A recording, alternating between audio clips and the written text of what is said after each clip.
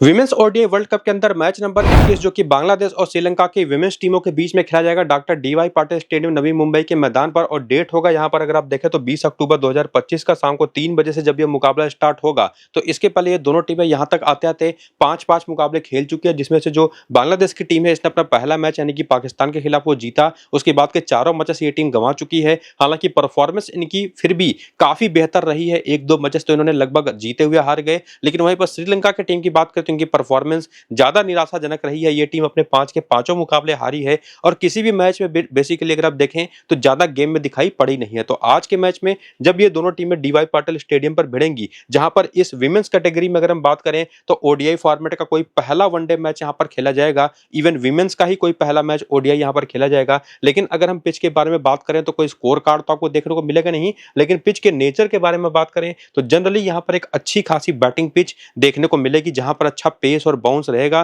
Through out the match के आगे बढ़ने के साथ साथ चूंकि 50 ओवर का गेम है तो स्पिनर्स तो यहां पर गेम में आती, लेकिन यहीं पर आता है एक ड्यू का फैक्टर कि सेकंड इनिंग में यहां पर जैसे जैसे मैच आगे बढ़ेगा, अंडर द लाइट्स जब फ्लड लाइट्स जली होंगी, ओस जब मैदान पर गिरेगी तब गेंद को ग्रिप करना थोड़ा सा मुश्किल हो जाएगा। और इसी वजह से जो स्पिनर्स को जो निश्चित तौर पर हेल्प मिलने की संभावना होती वो काफी हद तक खत्म हो जाती है। तो कोई भी टीम यहाँ पर टॉस जीत करके पहले फील्डिंग करने की कोशिश करती है कि पहले बॉलिंग कर लो, उसके बाद सेकंड इनिंग में ड्यू का फायदा उठा करके बैटिंग करो। तो ऐसी कंडीशन में और इवन जब लाल मिट्टी की पिच मिलेगी और कोई भी टीम जब पहले फील्डिंग करना पसंद करेगी ना, तो ये जो ड्यू का एक फैक्टर है उसी पर डिपेंड करेगा सब कुछ। तो ओस सेकंड इनिंग के अंदर यहाँ पर आने वाली है या नहीं, और जो पिच मिलेगी उसका नेचर कैसा है, ये चीज आपको मैं टॉस के बाद अपने टेलीग्राम और व्हाट्सएप चैनल पर बताता हूं डेली। तो जाइए नीचे इसी वीडियो के डिस्क्रिप्शन और पिन कमेंट में लिंक आपको मिल जाएगा टेलीग्राम का भी और व्हाट्सएप चैनल का भी। क्लिक करके दोनों को सबसे पहले ज्वाइन करिए। टीम तो आगे आपको मैं बनाना सिखा ही दूंगा, कुछ अपनी 2 टीमें टेलीग्राम पर भी दे दूंगा,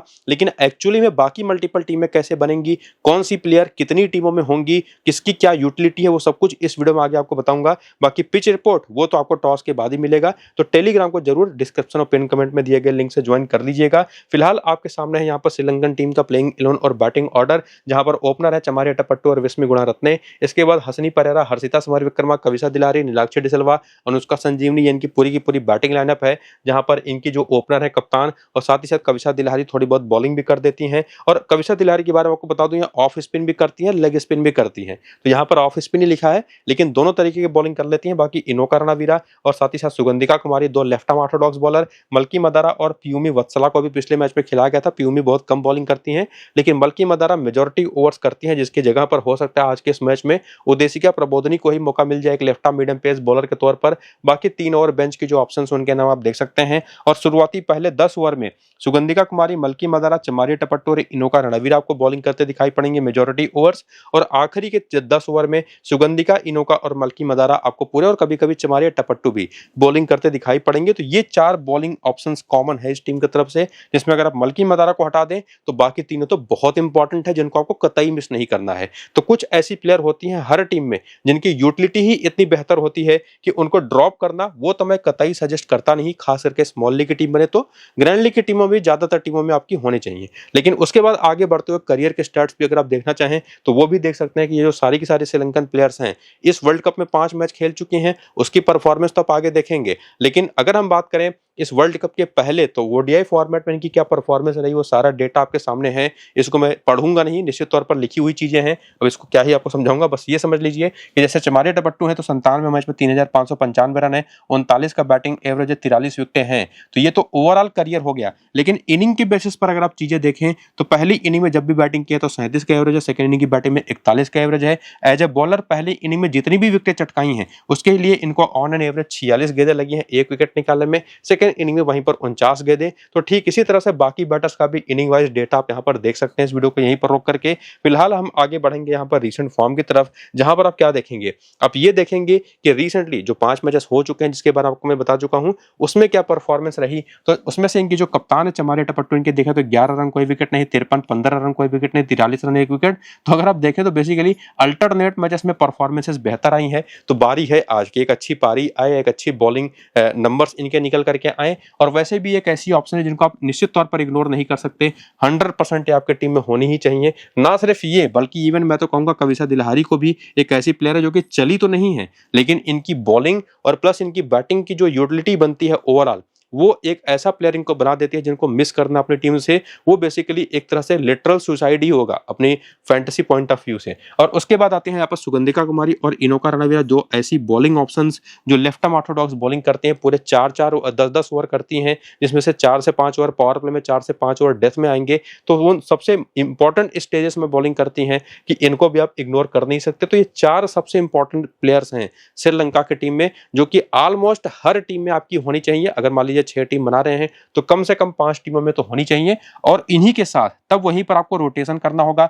1-2 टीम में विस्मी गुणारत्ने को रखिए, एक आध टीम में आप हसनी परेरा को रखिए, लेकिन 2 से 3 टीमों में आप हर्षिता समरविक्रमा को भी रखिए, जो लगातार अच्छा स्टार्ट कर रही हैं तीनों की तीनों। हालांकि बड़ी पारियों में कन्वर्ट नहीं कर पाई हैं, तो इसी वजह से कुछ कुछ टीमों में इन तीनों को रोटेट करके लेकर के जाना है। और उसी में नीलाक्षी डी सिल्वा रिसेंट टाइम में अपने करियर बेस्ट फॉर्म में है। अगर आप देखें तो 18 55 नबाद 23 35 48 ये 56 की पारी, तो रिसेंट टाइम में बहुत जबरदस्त फॉर्म में है। तो इसके लिए मैं कहूंगा कि इन तीनों से ज्यादा आप इनको भी प्रेफर कर सकते हैं, स्पेसिफिकली अगर पहले इनिंग की बैटिंग हो। और उसके बाद आते हैं यहाँ पर अनुष्का संजोनी, पीयूवी बड़ालगे। ये उतने इंपॉर्टेंट है नहीं, लेकिन इनकी जगह पर आप कोई भी दूसरा बांग्लादेशी प्लेयर ले पाएंगे, वो कौन होगा उसको आगे बताऊंगा। इन दोनों के बारे में बता ही दिया, बढ़िया फॉर्म में भी है। मलकी मदारा निश्चित तौर पर अगर खेलती हैं ये तब तो ये, वरना उदेशिका प्रबोधनी जो 2 मैच में 4 विकेट ले चुकी हैं, शायद इनको इंजरी कंसर्न है कुछ, इस वजह से नहीं खेल रही, वरना उदेशिका प्रबोधनी भी उन कैटेगरी वाली बॉलिंग ऑप्शन में से आ जाएंगे आज के मैच में। अगर पहली इनिंग की बॉलिंग हुई तो ये जैसे ये 4 प्लेयर्स के बारे में आपको मैंने बताया ना कि 6 में से 5 टीमों में रखना है, तो ये भी उसी कैटेगरी के प्लेयर, अगर पहली इनिंग की बॉलिंग है ये खेल रही हैं, तो ये भी 6 में से 4 से 5 टीमों में आपकी होनी चाहिए। बाकी हेड टू हेड के आंकड़े देखेंगे तो इनोका रणवीरा के 2 मैच में 3 विकेटें हैं, उदेशिका प्रबोधनी के देखिए 3 मैच में 5 विकेटें हैं। बात आती है जब बांग्लादेश के खिलाफ खेलने की, सुगंधिका कुमारी के भी 1 मैच में 1 विकेट है। बैटिंग के नंबर्स आप देखेंगे तो स्ट्रेट अवे वैसे ही आंकड़े देखने को मिलेंगे, जिस तरह से आपको मैंने चीजें पीछे एक्सप्लेन करी थी कि कितनी किसको इंपॉर्टेंस देनी है। और बाकी विस्मय गुणारत्ने और चमारी टपट्टू, उसमें से चमारी टपट्टू और साथ ही साथ हसनी परेरा के आंकड़े थोड़े से बेहतर हैं। और इसके बाद आकर के वेन्यू का डेटा देखेंगे तो वो तो मिलेगा नहीं, क्योंकि इस मैदान पर पहली बार कोई विमेंस ओडीआई मैच हो रहा है, लेकिन वीकनेसेस तो मिलेंगे श्रीलंकन बैटर्स की। वो अगर आप देखें तो चमारी टपट्टू एक ऐसी प्लेयर जो कि इनोका नईदा अख्तर पर एक बार आउट हो चुके, 14 गेंद पर 28 रन बना करके 2023 में वो वनडे मैच हुआ था। बाकी Hasini Perera left arm pace पर 2 बार आउट हो चुके, 29 गेंद पर 32 रन बना करके, लेग स्पिन पर 7 बार आउट हुई, 171 गेंद पर 124 रन बना करके, ऑफ स्पिन पर 342 गेंद पर केवल 197 रन है, 10 बार आउट हुई हैं। तो ध्यान से ये चीजें देख लीजिएगा, ये कौन सी ऐसी सामने की टीम में ऑप्शंस हैं जो कि आपके लिए यूजफुल हो पाएंगी। तो पहले टाइप ऑफ बॉलिंग देख लीजिए जिसमें लेफ्ट आर्म ऑर्थोडॉक्स भी इनको अच्छा खासा परेशान करती हैं। बाकी कविसा दिलारी ऑफ स्पिन पर फंसती हैं सबसे ज्यादा, 219 गेंद पर 191 रन बना करके 11 बार आउट हुई हैं। विस्मय गुणारत्ने नाहिदा अख्तर पर एक बार ऋतु मोनी पर सस्ते में आउट हुई हैं। लेफ्ट आर्म ऑर्थोडॉक्स पर 5 बार 78 गेंद पर केवल 63 रन बना करके आउट हुई हैं। और उसी तरह से अनुष्का संजीवनी और नीलाक्षी डी सिल्वा के भी वीकनेसेस के डेटा को आप यहाँ पर देख सकते हैं। और इसकी बेसिस पर सामने की टीम में कौन से सबसे इंपॉर्टेंट बॉलर हैं वो समझ सकते हैं, जिसमें अगर आप ऑफ स्पिनर कोई खोजने जाएं तो वो मिल जाएंगे निशिता अख्तर निशी, जो कि काफी सारे ओवर करती भी हैं। तो बहुत ही तगड़ा ट्रम्प ये होंगी, हालांकि ये ज्यादातर टीमों में आपकी होंगे नहीं, लेकिन एक बहुत बड़ी ट्रम्प आज के इस मैच में होंगे, जिसमें राबिया खान हो गई, फहीमा खातून हो गई, और इवन कुछ हद तक left arm medium pace bowler Fariha Trishna अगर पहली इनिंग की बॉलिंग मिल गई तो। और बाकी ऋतु मोनी तो हियर एंड देयर किसी एक आध टीम में, स्वर्णा अख्तर भी अच्छी बैटिंग करें, शोभना मोस्त्री भी लोअर ऑर्डर बैटर, और ये इनका टॉप ऑर्डर है। और उसके बाद आगे बढ़ते हुए अगर आप देखें तो इनके पास जो लेफ्ट आर्म ऑर्थोडॉक्स बॉलर है ना नाहिदा अख्तर, ये पिछला मैच नहीं खेली थी, लेकिन आज के मैच में मुझे पूरी तरह से उम्मीद है कि आकर के प्लेइंग इलेवन में शामिल भी होंगी, खेलेंगी भी। और जो फरिया तृष्णा खेली थी पिछले मैच में, उनकी जगह पर मरूफा अख्तर खेल सकती हैं। और बाकी इनकी पावर प्ले की कौन सी 4 मेन बॉलर हैं, डेथ ओवर की कौन सी कॉमन बॉलर हैं, उनके नाम आप देख सकते हैं। बाकी करियर का डेटा आप यहीं पर वीडियो को रोक लीजिएगा, खुद से इसको देख लीजिएगा कि किसका क्या एक्सपीरियंस है। और उसके बाद आगे बढ़ते हुए रिसेंट फॉर्म अगर आप देखें तो फरजाना हक एक ऐसी प्लेयर रही है जो कि 3 मैच इस वर्ल्ड कप में खेली, पारी केवल 1 अच्छी आई है। लेकिन रूबिया हैदर एक ऐसी प्लेयर रही हैं जिनके 2 मुकाबले तो खराब गए लेकिन 3 काफी अच्छे गए। शर्मीन अख्तर के 2 मैचेस 5 में से काफी अच्छे गए। निगार सुल्ताना का केवल 1 मैच अच्छा गया। लेकिन शोभना मोस्त्री एक ऐसी आउट एंड आउट परफॉर्मर निकली हैं जो 2 तो हाफ सेंचुरी लगा चुकी हैं, बड़ी बड़ी पारियां। तो ये और साथ ही साथ रूबिया हैदर 2 ऐसी प्लेयर निकल करके आई इस पूरी बैटिंग ऑर्डर में जो कि काफी इंपॉर्टेंट रोल प्ले कर रही है अपनी टीम के लिए। स्वर्णा अख्तर ने भी बीच बीच में कुछ धमाकेदार परफॉर्मेंसेस 2 मैचेस में दी हैं 5 में से, लेकिन ये वही है किसी किसी मैच में चलने वाली प्लेयर। और उसके बाद आती है राबिया खान, जिनका पिछला मैच तो अच्छा नहीं गया लेकिन उसके पहले मैचेस में देखे तो लगातार बढ़िया बॉलिंग और या तो कम से कम बैटिंग वो तो करके इन्होंने दिया है। तो इसी वजह से राबिया खान उस कैटेगरी की प्लेयर बन जाती हैं जो कि हमारी बनने वाली बाई चांस अगर 6 टीम है तो उसमें से 4 से 5 टीमों में ना सिर्फ ये होंगी, सिमिलरली फहीमा खातून भी उतनी ही इंपॉर्टेंट है। नाहिदा अख्तर अगर खेलती हैं आज जो कि पिछले मैच में नहीं खेली थी, जो उसके पहले 4 मैच में 5 विकेट ले चुकी हैं, ये भी उतने ही इंपॉर्टेंट हैं। तो ये 3 प्लेयर निश्चित तौर पर 4 से 5 टीम वाली फैक्टर वाली प्लेयर हैं। 3 टीमों में रूबिया हैदर और शर्मीन अख्तर को, आप शोभना मोस्त्री को रख सकते हैं और रूबिया हैदर को। बाकी फरजाना हक, शर्मीन अख्तर और निगार सुल्तान आपके लिए रोटेट होकर के आएंगी। हालांकि विकेट कीपिंग सेक्शन में ना निगार सुल्ताना बेस्ट ऑप्शन है, तो निगार सुल्ताना को भी आपको 6 की 6 टीमों में रखना होगा। और उसके बाद बॉलिंग में अगर मरूफा अख्तर खेलती हैं तो ये, वरना निशिता अख्तर निशी अगर खेलती हैं तब तो ये तो ट्रम्प होंगी। ये चीज आपको मैं पीछे क्यों होंगी ऐसा एक्सप्लेन भी कर चुका हूं, बता भी चुका हूं। तो उम्मीद करूंगा चीजों को अपने वीडियो को ध्यान से देखा होगा। बाकी ये हेड टू हेड का डेटा है, जिसमें नहीदा अख्तर के 2 मैच में 4 विकेट हैं श्रीलंका के खिलाफ, 2 मैच में 2 विकेट है यहाँ पर फहीमा खातून के, 2 मैच में 1 विकेट है रितु मोनी के। निगार सुल्ताना के बैटिंग के आंकड़े थोड़े बेहतर हैं और कुछ हद तक अगर आप देखें तो बाकी जो प्लेयर्स के आंकड़े हैं ना ऐसे हैं कि उसके दम पर आप किसी को अपनी टीम में लेके जाए ना।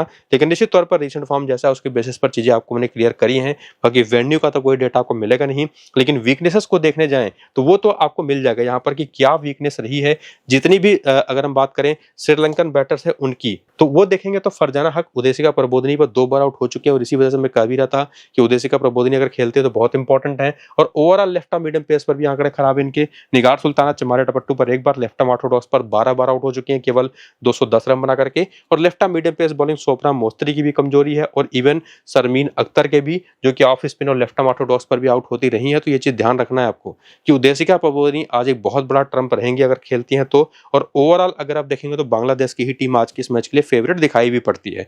अगर चमारे टपट्टू ने कोई बहुत आउटस्टैंडिंग परफॉर्मेंस दे दी तो शायद श्रीलंका मैच निकाल करके ले जाए, वरना बांग्लादेश के पास काफी अच्छा मौका है। ओवरऑल मुझे लगता है कि 60-40 का मैच होगा, कि 60% चांस है बांग्लादेश का, 40% चांस है श्रीलंका का। तो उसी हिसाब से टीम बनानी पड़ेगी। बाकी टॉस बहुत इंपॉर्टेंट है, क्योंकि ड्यू का भी एक फैक्टर है। तो ओस आएगा या नहीं, पिच कैसी है, वो सब कुछ आपको मैं टॉस के बाद अपने टेलीग्राम और व्हाट्सएप पर बताऊंगा, अपनी टीम भी दूंगा। तो नीचे लिंक आपको डिस्क्रिप्शन और पिन कमेंट में मिलेगा टेलीग्राम और व्हाट्सएप का, जाकर के ज्वाइन हो जाइए। बाकी वीडियो शुरू से अंत तक पूरा देख लीजिए। फिलहाल चलते हैं, नमस्कार।